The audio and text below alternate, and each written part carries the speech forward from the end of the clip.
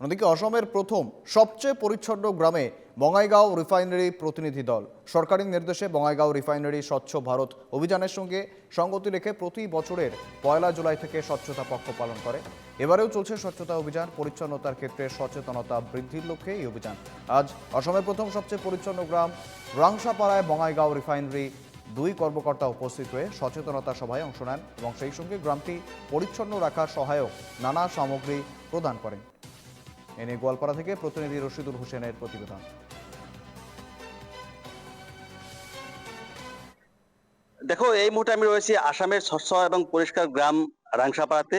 সহজবি সঞ্জীবকে অনুরোধ জানাবো ছবি দেখাতে।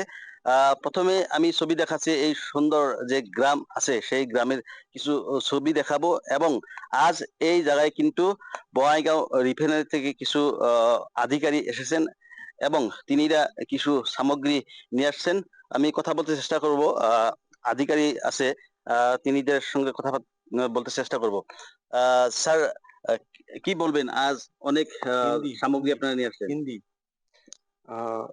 अभी जैसे कि आपको पता होगा कि मिनिस्ट्री ऑफ जल शक्ति एंड सैनिटेशन की तरफ से आपका 1 जुलाई से 15 जुलाई हम जो पब्लिक सेक्टर हैं उनको स्वच्छता पखवाड़ा के लिए हमें इंस्ट्रक्शन है, हमें गाइडलाइन है कि हम गांव-गांव जाके अपने अगल-बगल जितने लोग हैं सभी को स्वच्छता के प्रति जागरूक करें। तो इसी क्रम में हम लोग इस असम के क्लीनेस्ट विलेज में आए हैं। हम वहाँ से प्रेरणा लेना चाह रहे हैं कि उन्होंने कैसे यहाँ पे इतना साफ सुथरा रखा है, प्लस एक छोटा सपोर्ट उनको कर रहे हैं ताकि ये गांव आगे भी क्लीनेस्ट विलेज की तरफ से रहे। ये हमारे कॉर्पोरेट सोशल रिस्पॉन्सिबिलिटी की तरफ से होता है और हम अभी ये लास्ट ईयर से चालू किए हैं और इसे भी हम आगे बरकरार रखेंगे।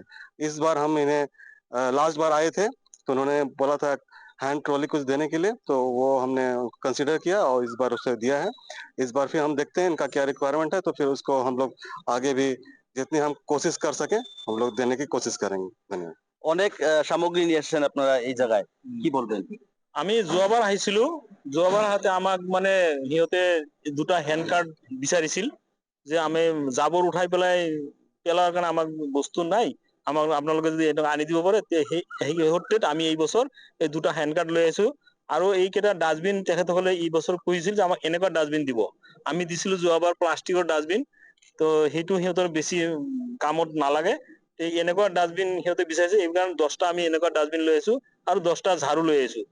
মানে জাষ্ট সিহঁতক এটা সাপোর্টৰ কাৰণে আমি বস্তুবিলাক যেনেকুৱা ধৰণৰ ৰিকুৱাৰমেন্ট সিহঁতে খুজিছে আমি সেনেকুৱা ধৰণৰ প্ৰভাইড কৰিছো। আপনাকে ধন্যবাদ জানাচ্ছি। সহযোগী সঞ্জীবকে অনুরোধ জানাবো গ্রামের ছবি দেখাতে। আমি ছবি দেখাচ্ছি এবং এই গ্রাম কিন্তু আসামের পরিষ্কার এবং স্বচ্ছ গ্রাম। আমি দেখাচ্ছি অনেক সুন্দর এই গ্রাম এবং পর্যটনের আসলে কেন্দ্র বলে ধরা হয়। আজ এই জায়গায় কিন্তু বঙাইগাঁও রিফাইনারি থেকে আধিকারিকরা এসেছেন এবং বঙাইগাঁও রিফাইনারি থেকে কিছু সামগ্রী নিয়ে এসেছেন যাতে এই গ্রাম অনেক সুন্দর করা যায় তার প্রতি লক্ষ্য করে আজ এই জায়গায় বঙাইগাঁও রিফাইনারি থেকে আধিকারিকরা আসলেন এবং কিছু সামগ্রী এই গ্রামকে দিলেন।